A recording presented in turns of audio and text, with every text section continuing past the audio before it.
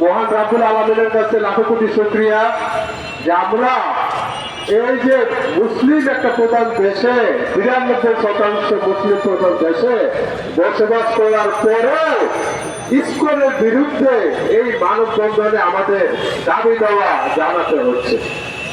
আমাদের অত্যন্ত দুঃখ ভারাক্রান্ত মনে আমরা বলতে বাধ্য হচ্ছি, কেন আমাদের যা যার কাজকর্ম বাদ দিয়ে আমরা কেন আমাদেরই প্রতিষ্ঠিত সরকার, আজকে যে অন্তর্বর্তীকালীন সরকার, এটা কার সরকার? এই সরকার তো সবার সরকার।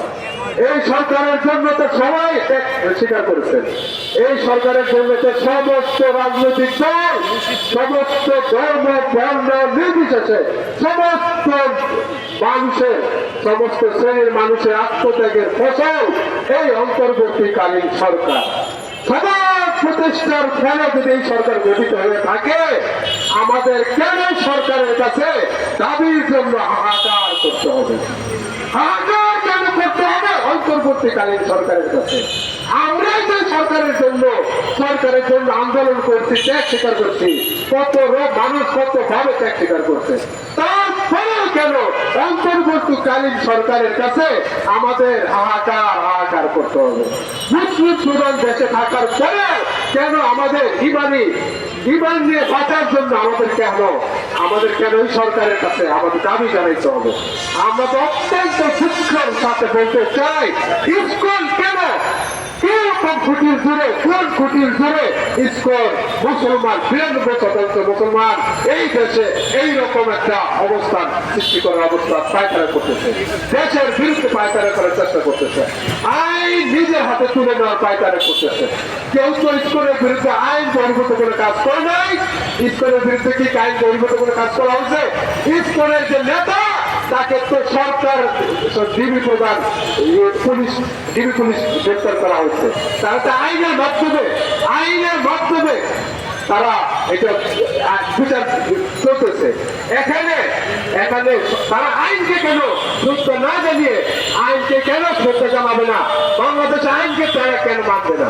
আজকে কোন সাধারণ নাগরিকের সাথে যদি তাদের যুদ্ধ হতো, তাদের সংঘর্ষ হতো, আমরা তাকে নিন্দা জানাতাম। আজকে তো ইসকনের বিরুদ্ধে কোন নাগরিক তো কোনো পদক্ষেপ নেয় নাই। এটা তো সরকারের একটা বাহিনী, সরকারের আইন শৃঙ্খলা বাহিনী, তাদের নেতাকে গ্রেপ্তার করা হয়েছে। সরকারের আইন শৃঙ্খলা বাহিনী যদি গ্রেপ্তার করা হয়ে থাকে, তার বিরুদ্ধে বিশৃঙ্খলা সৃষ্টি করা, এটা তো বাংলাদেশের আইনের বিরুদ্ধে বিশৃঙ্খলা সমান কথা। যাই হোক, আমরা বেশি কথা বলতে চাই না, আমরা একটা কথা বলতে চাই অন্তর্বর্তীকালীন সরকারকে, এই সরকার তো আপনারা যারা ক্ষমতায় আছেন, তারা আপনারা ক্ষমতায় যাওয়ার জন্য যতটুকু কাজ করেছেন তার চেয়েও বেশি কাজ করছে। এখানে বলছে যারা আছে তারা তাদের বেশি কাজ করছে। আপনাদেরকে স্বীকার করতে হবে যে আপনারা ক্ষমতায় যাওয়ার জন্য কে কি করছেন। আপনাদের ক্ষমতায় নেওয়ার জন্য আমরা কাজ করছি, ক্ষমতায় কাজ করছি।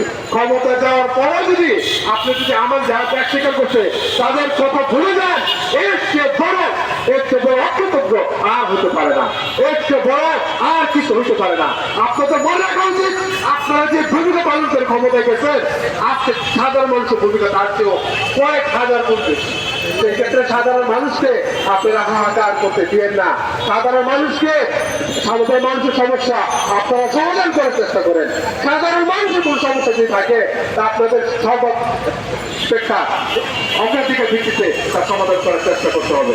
সেই ক্ষেত্রে আমি বলতে চাই, বাংলাদেশ নেতারত্ব পার্টির পক্ষ থেকে বলতে চাই, ডক্টর মোহাম্মদ ইউনূস সাহেব বলতে চাই, বাংলাদেশকে চিনতে হবে, বাংলাদেশের মানুষকে জানতে হবে, বাংলাদেশের মানুষকে বুঝার পরে আপনাকে দায়িত্ব পালনের আপনাকে করতে হবে।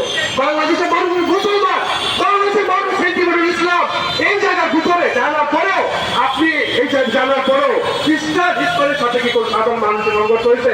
ইসকনের সাথে সংঘর্ষ হয়েছে আইন শৃঙ্খলা বাহিনীর সাথে, তাদের সাথে যদি কোনো সমস্যা হয় আইন শৃঙ্খলা বাহিনীর সাথে সমস্যা হবে।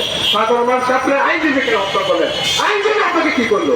ইসকনের সদস্যকে আইনজীবী, আপনার নিরাপরাধ আইনজীবী সে ঠিক করছে ইসকনের সদস্যকে। আপনার ইসকনের সদস্য আপনি বলতে চাই, আপনারা তো হাজির চাইতে গেলে আইন শৃঙ্খলা বাহিনীর কাছে আয়োজন দেখান। আইন শৃঙ্খলা বাহিনী আপনাদের ব্যক্তিগতকে গ্রেপ্তার করা হয়েছে, নিয়মের মাধ্যমে নিয়মতান্ত্রিক কাজ গ্রেপ্তার করেছে। নিরাপদ মানুষকে কেন আপনারা হত্যা করবেন? এই প্রশ্নের জবাব কে দেবেন? আসলে ইসকন একটা অসভ্য অসভ্যশৃঙ্খল একটা সংগঠন। এই সংগঠন নিয়ে বলার আমার আর কিছু নাই।